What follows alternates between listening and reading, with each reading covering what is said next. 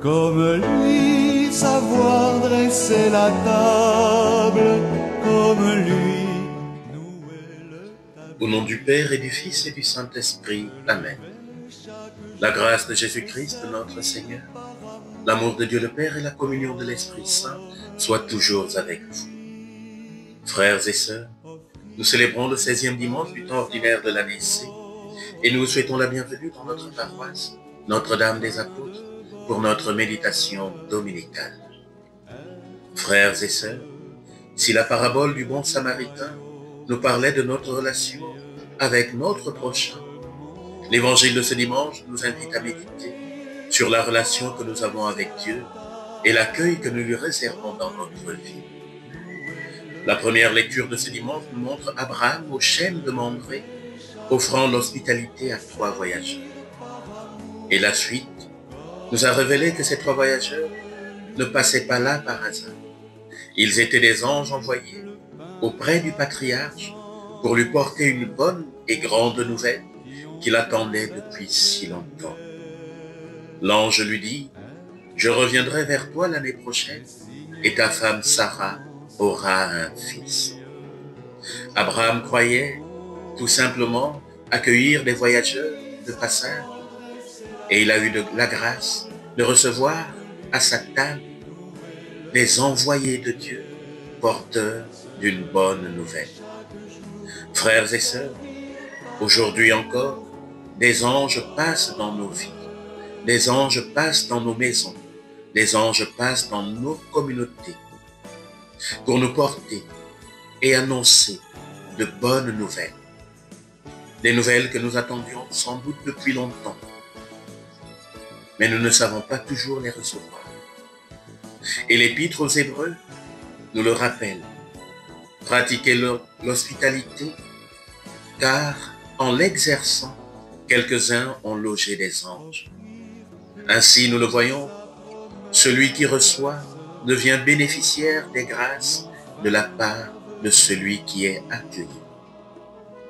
Dans l'évangile de ce jour, frères et sœurs, il s'agit aussi de l'hospitalité et de l'accueil. Saint Luc nous dit qu'une femme nommée Marthe reçut Jésus dans sa maison. Cette femme avait une sœur appelée Marie. Ces 2 sœurs vont avoir 2 attitudes différentes à l'égard de Jésus. Marthe est très vite surchargée et agitée par la préparation de tout ce qui semble nécessaire pour servir Jésus. Pendant ce temps, Marie savoure la conversation, non seulement assise aux pieds de Jésus, comme pour montrer sa disponibilité, son assiduité, son désir de l'entendre et le grand respect qu'elle a pour le Seigneur. Cette attitude va très vite agacer Marthe, et elle le fait savoir. « Seigneur, cela ne te fait rien que ma sœur me laisse seule à faire le service. Dis-lui donc d'émêter. » Frères et sœurs, nous connaissons la réponse de Jésus.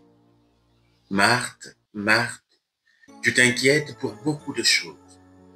Une seule est nécessaire. Marie a choisi la meilleure part. Elle ne lui sera pas enlevée. » Frères et sœurs, il ne s'agit pas pour nous, ce matin, d'opposer Marthe et Marie, d'opposer leur attitude à l'égard du Seigneur. La contemplation ou l'écoute de la parole de Dieu que nous présente Marie et le service envers le prochain que nous présente Marthe.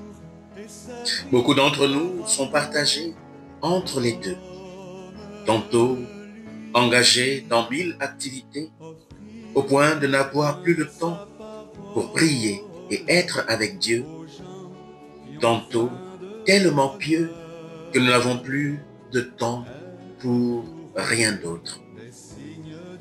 Frères et sœurs, Marthe et Marie nous offrent 2 aspects, tous 2 essentiels pour notre vie chrétienne, pour notre relation au prochain et à Dieu. 2 aspects qui ne doivent jamais être séparés, mais vécus dans une unité et une harmonie profonde. Alors nous comprenons que Marthe, frères et sœurs, c'est un peu chacun de nous. En effet, nous nous plaignons souvent que les autres ne vont pas dans la même direction que nous, qu'ils ne font pas les mêmes choses que nous, parce que bien souvent, nous considérons essentiel ce que nous faisons, uniquement ce que nous faisons. Frères et sœurs, l'évangile de ce dimanche nous aide à comprendre que pour le chrétien, les œuvres de service et de charité ne sont jamais à séparer de la source principale de chacune de nos actions, c'est-à-dire l'écoute de la parole de Dieu et la prière. Car finalement, la véritable attitude du disciple consiste à puiser à la source, assis aux pieds du Maître, et passer à l'action. Action pour organiser et faire changer les choses autour de nous. Frères et sœurs, nous avons besoin de la prière et de la contemplation, pour nous faire grandir dans notre union et relation à Dieu. Et nous avons besoin de passer à l'action pour transformer notre monde, pour transformer nos milieux de vie, pour transformer notre communauté paroissiale.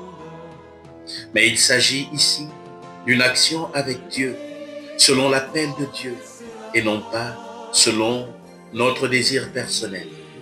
Une action qui pourra alors porter son fruit dans notre monde et nos milieux de vie. Frères et sœurs, demandons au Seigneur ce matin de faire dialoguer dans nos vies les figures de Marthe et Marie, pour que dans tout ce que nous entreprenons, la prière soit le point de départ, pour que nos actions touchent les cœurs et changent nos milieux de vie. Loué soit Jésus-Christ, à jamais.